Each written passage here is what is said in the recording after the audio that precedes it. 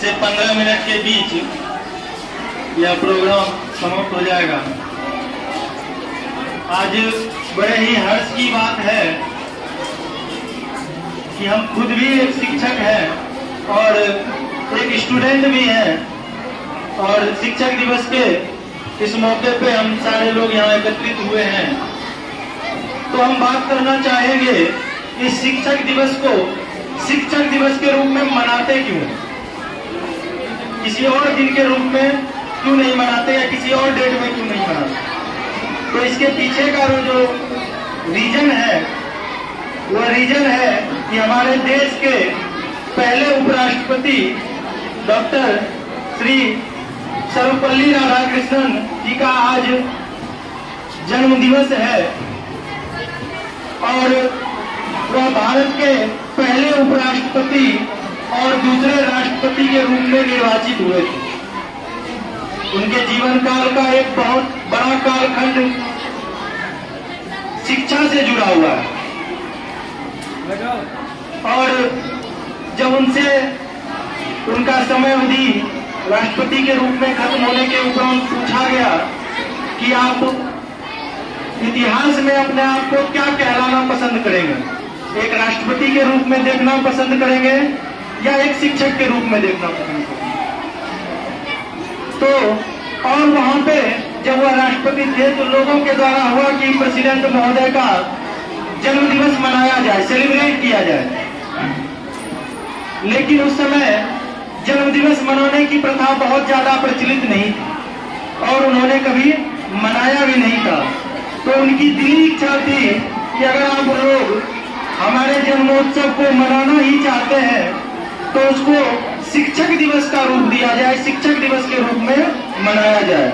और हम लोग देखते हैं इतिहास में गुरु और शिष्य की परंपरा हमारे भारत की वर्षों पुरानी परंपरा है, हमें विश्व गुरु भी कहा जाता है।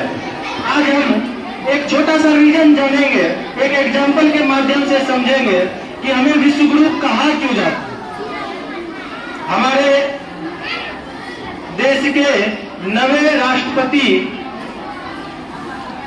के रूप में निर्वाचित हुए डॉक्टर शंकर दयाल शर्मा, और वह एक आधिकारिक यात्रा के दौरान ओमान गए थे। आप लोगों सभी को पता होगा ओमान की राजधानी मस्कत में ओमान का एक प्रोटोकॉल है, एक रूल है, प्रोटोकॉल होता है रूल किसी के लोगों के लिए। वहाँ का एक रूल है कि वहाँ के जो राजा होते हैं, जो किंग होते हैं, वो किसी को भी एयरपोर्ट तक रिसीव करने नहीं जाते। ये प्रोटोकॉल है, सब देश का अपना अपना प्रोटोकॉल होता है। तो पहली बार जब डॉक्टर शंकर दयाल शर्मा अपने आधिकारिक दौरे पे ओमान की राजधानी मस्कत पहुंचे तो वहां के जो किंग थे उस समय के,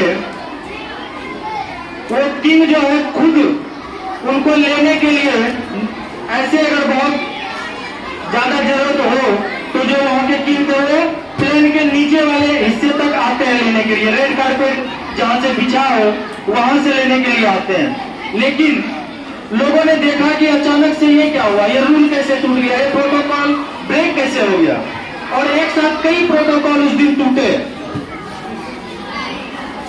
वहां के जो राजा थे वह हमारे प्रेसिडेंट डॉक्टर शंकर दयाल शर्मा को उनके सीट से रिसीव करके लेके नीचे आए, और जब उनके गार्ड्स ने, उनके ड्राइवर्स ने बोला तो उनको हटा के वह खुद गाड़ी ड्राइव करते हुए ले गए। तो बाद में जब उनसे पूछा गया कि आज तक तो ऐसा कभी हमारे देश में हुआ नहीं, तो फिर यह क्यों, तो इसके पीछे का जो रीजन दिया वह रीजन ही मैं आप लोगों को समझाना चाहता हूँ कि असल विश्व गुरु है क्या। तो वहां के राजा ने कहा, जब मेरा एजुकेशन चल रहा था इंडिया में, जब मैं पढ़ रहा था इंडिया में, वह पुणे के ही एक कॉलेज से पढ़े हुए थे, तो वहां पे डॉक्टर शंकर दयाल शर्मा उस समय प्रोफेसर थे। तो उनके कहने का मतलब है कि मैं किसी देश के प्रेसिडेंट के लिए नहीं गया था, मैं किसी देश के पावरफुल लीडर के लिए नहीं गया था, मैं अपने उस गुरु के लिए गया था जिन्होंने मुझे इस लायक बनाया कि मैं आज पूरे देश को संभालने की क्षमता रखता हूँ। और इसी वजह से जो गीत है वो कह रहे थे कि मैं अपने गुरु के लिए सारे प्रोटोकॉल तोड़ के गया, और यह रिकॉर्ड है आज तक का कि उनके बाद से फिर वही प्रोटोकॉल जो उस देश का था वही लागू। तो एक शिक्षक के जीवन में इससे बड़ा और कुछ नहीं हो सकता है कि उसके विद्यार्थी, उसके स्टूडेंट, उसके पढ़ाए हुए बच्चे देश के अलग अलग हिस्सों को संभालते हैं। कोई एडमिनिस्ट्रेशन संभालता है, कोई पुलिस विभाग संभालता है। बाद में जब वो बच्चे मिलते हैं और वो कहते हैं कि सर हम आपसे इस ईयर में पढ़े हुए थे, आपने हमें ये पढ़ाया था, आपने हमें वो पढ़ाया था। आज जब हम उन बच्चों को पढ़ाते हैं तो हमें लगता है कि जो हमारे गुरु ने हमें पढ़ाया वह किस प्रकार से हमारे जीवन में काम आ रहा है। उस समय जब वो पढ़ाते थे तो लगता था यार क्या, लेकिन आज देखते हैं कि आज जब हम खुद रहते हैं, बच्चों को कुछ करते भी देखते हैं तो थोड़ा बहुत इग्नोर करना पड़ता है। और उस समय हमको लगता था कि सर नहीं देख रहे हैं तो हम बदमाशी कर ले रहे हैं। जबकि आज जब हम खुद एक शिक्षक के रूप में कार्य करते हैं तो हमको समझ में आता है कि सर देखते हैं, लेकिन सर पेशेंस रखते हैं कि ठीक है बच्चे हैं, करेंगे, आगे ठीक हो जाएंगे, उस बात को ध्यान रखते हैं। तो यह हमें लगता है कि धीरे धीरे उम्र के साथ लोगों में पेशेंस खुद ही आ जाता है। अब मैं तीसरे राष्ट्रपति के बारे में बताना चाहूंगा।